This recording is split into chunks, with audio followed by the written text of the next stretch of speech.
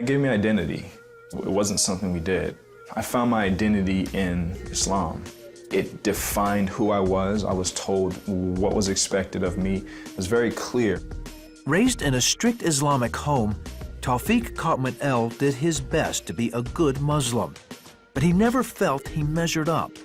I remember looking up to the sky as a child and just feeling like I was never doing it right. I wasn't praying the right way. I didn't know all of the verses to the surahs and the prayers that we were supposed to be praying. And this is who I am. Like, if this defines who I am and I'm not doing it right, then who am I? What am I?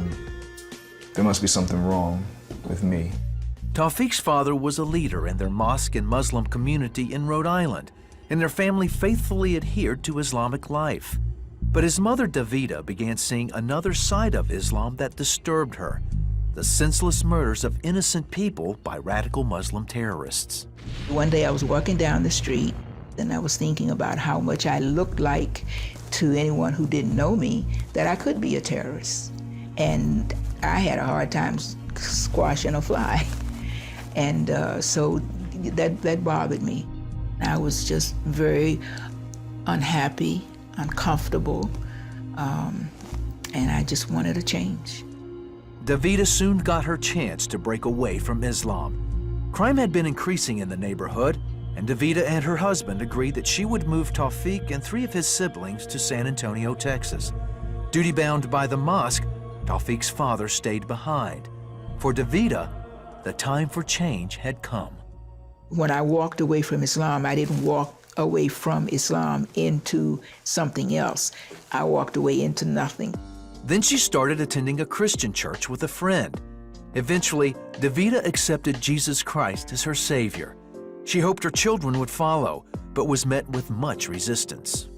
To let go of Islam is to let go of my identity. It's to let go of my father. It's to let go of my friends and everything I knew. And to being taken to this church where they were telling me to believe all the stuff that I had been told all my life is idolatry and blasphemous and hell-worthy was no easy task. Reluctantly, Taufik went to church with his mother, but a resentment towards her and God began to grow. And now, away from his father and the Muslim community, his ties to Islam faded, and he started partying with friends and became engrossed with the hip-hop culture.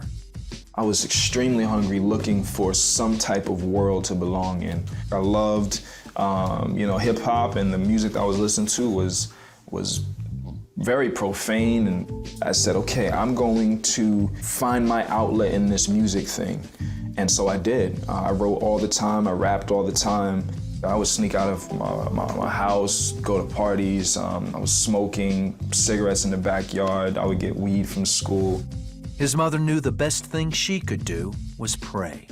Not only praying myself for him, but praying with others for him, and just trusting and believing God every step of the way. I wanted to chase my sin, and she was very intentional about blocking me as much as she could, and so I went around her. Taufik eventually moved in with a cousin and began selling drugs, but even then, his mother never gave up on him. I'm high all the time. My mother was still taking me to the church, still being there for me, still having an ear. I mean, she's walked with me through this whole thing. When his cousin heard that Taufik had been attending a Christian church, he kicked him out. No money, no food, no prospect, no hope. And at this time, I was extremely depressed. I had nothing, no identity. Completely out of options, he called on the one he had been avoiding. I just said, God, like, I don't know who you are, but, like, I need your help. I need something here. His answer would soon come.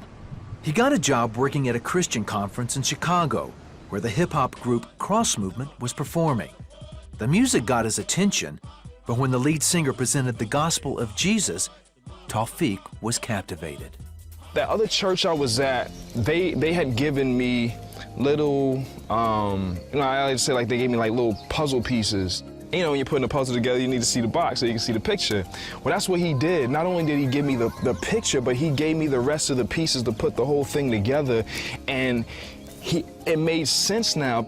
After the concert, Taufik went to speak to him.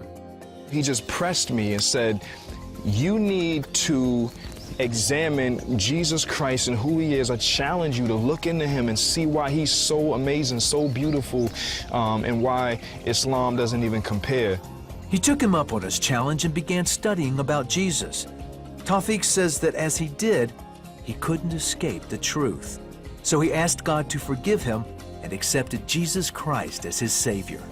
I fell to my knees and I called out to him and said, I've been living a lie. I've been fake this whole time. I didn't know you, but now I want to know you. I want to know this God that people have been preaching to me about. I want to know Jesus. Taufik says that in Jesus Christ, he finally found his true identity.